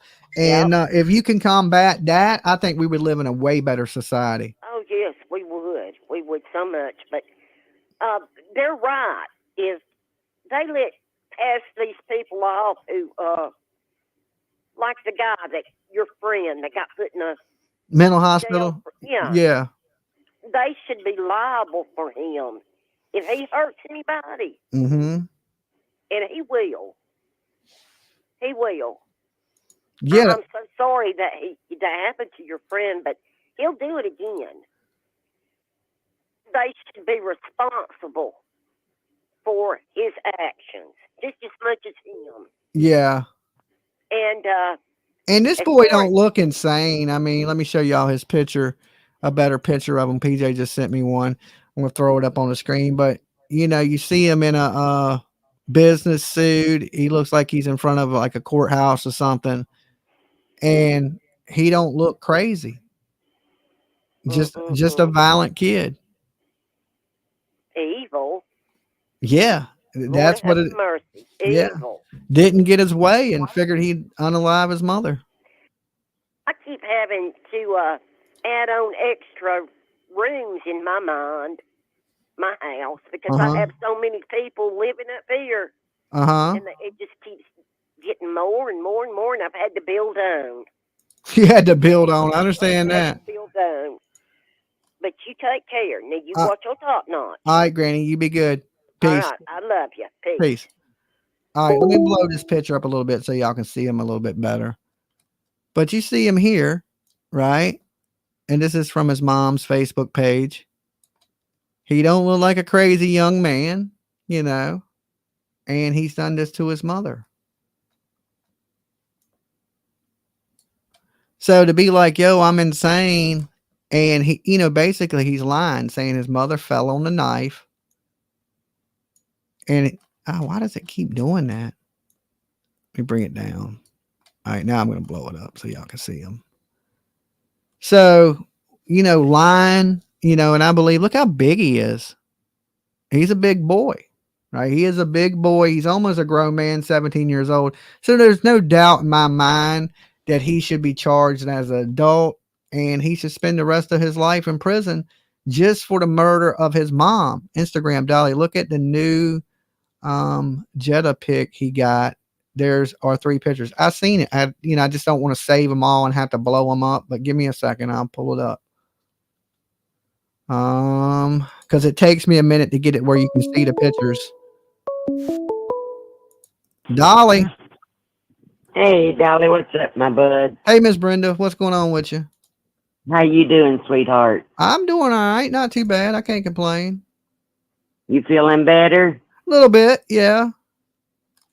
Not Good. too bad. Not today, anyway. I feel pretty decent.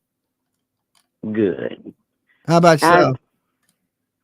I'm still fighting the COVID, but I feel a lot better than what I have been. I just still can't eat nothing. I just can't keep nothing down. But other than that, I'm feeling some better. I'm just real weak. Yeah. But I wanted to touch about. I'm sorry your friend got killed. Yeah. I mean, it's been a lot of years. A lot of them scars have healed. I mean, they're still there, but you know, it only hits me when I really think about it, you know? So yeah. Something similar happened to my real dad. I was raised in foster homes. So the information I got was from my aunt, which was his sister. My dad's sister. He was killed. I don't know what year, but man seen him walking out of a restaurant in Mount Vernon, Kentucky, and hollered his name. Now this is from my aunt. And he said his name, said Dave. Dad looked around and he shot him point blank range with the sawed-off. Wow. Took his head right off. And they put him in Eastern State, the man that did this.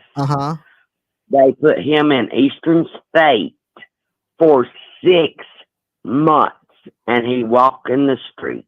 Wow. He probably said down. This was, hell, I'm in my 60s, so yeah. I'm sure he said it by now. But yeah, they put him in a mental institution for 6 months and let him out. Yeah.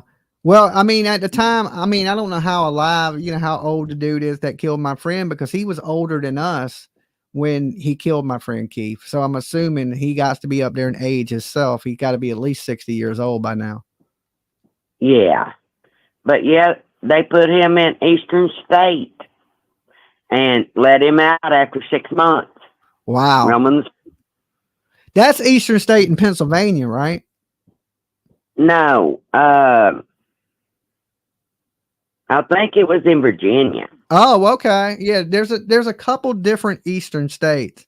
Like there's like when we went ghost hunting, we went to Eastern State here in Virginia, but I believe one of the real haunted places is the Eastern State in Pennsylvania.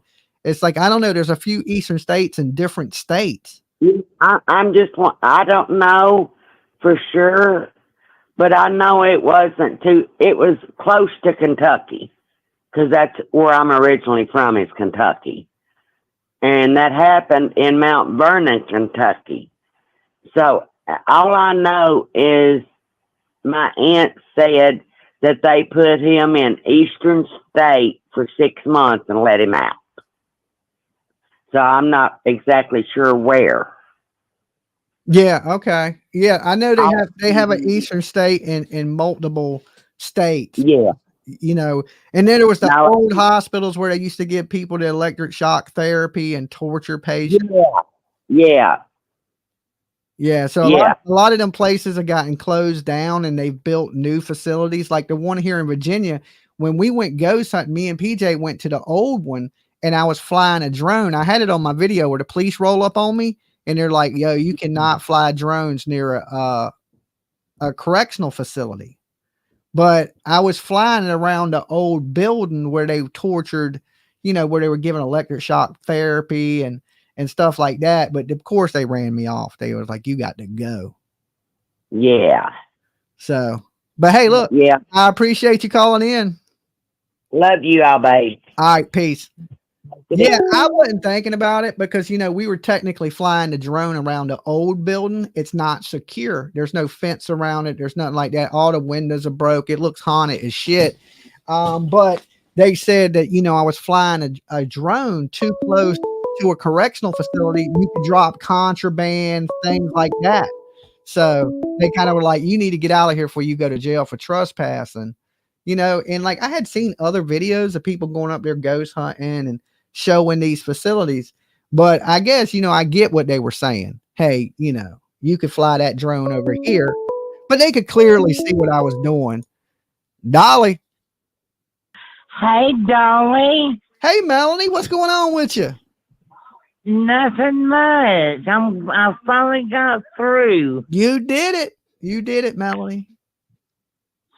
I finally got through to you. I've been calling you about 45, 50 times. 50 times? That's a lot of time. No, 45 to 50 times. 45 to 50 times. That's a lot, Melanie. You got some patience. Yeah. So what's good with you today, Melanie? Nothing much. I've just been watching you on TV. That damn TV gets you every time.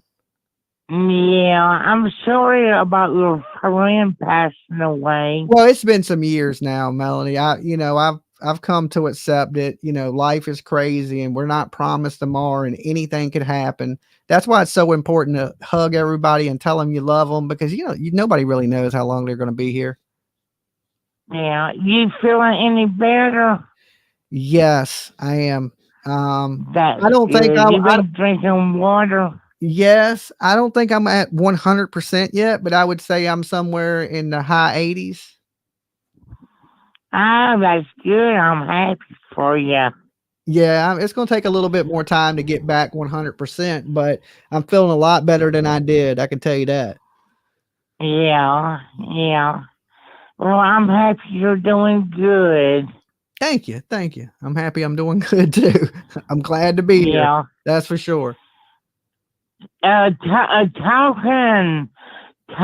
about Karen Reed, I think she's guilty. Well, if you think she's guilty, Melanie, I think she's guilty too then. How about that? Yeah, she's guilty. Yeah, I agree with you. I ain't going to disagree with you on that one, Melanie. And I don't understand why they came up with a mistrial in her first go around. Because she even looked guilty. She looked guilty, and I mean, she ran a really good misinformation campaign and created a bunch of chaos and got a lot of people to support it. You know, and a lot of people truly do believe she's innocent. They truly believe that. Like, you can't even convince them otherwise. So, I mean, she has support, and I think that's helped her, and the money and the lawyers have helped her. I don't know. We're going to see how it plays out, and hopefully justice is served for John O'Keefe. Yeah. You know? Hopefully so.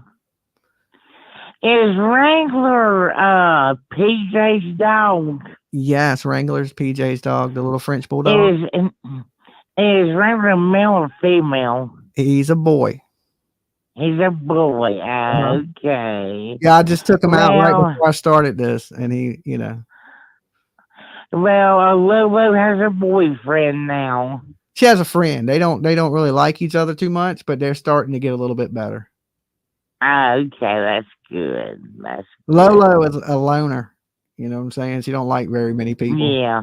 And so is Yeah. Wrangler. He don't really like people either.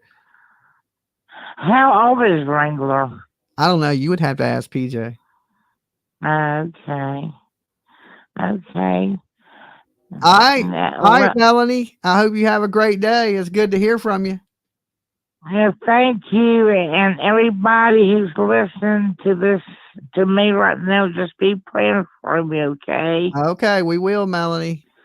I love you, Dolly, and I love PJ and Lulu and Wrangler too. Okay. And you will have Turtle Island tonight. Yes, we are doing Turtle Island tonight on my other channel. Well, I'll try to come in to talk to you on Turtle Island. What time does it start? Turtle Island starts at 10 o'clock on Monday night. 10. Okay. It's always the same time.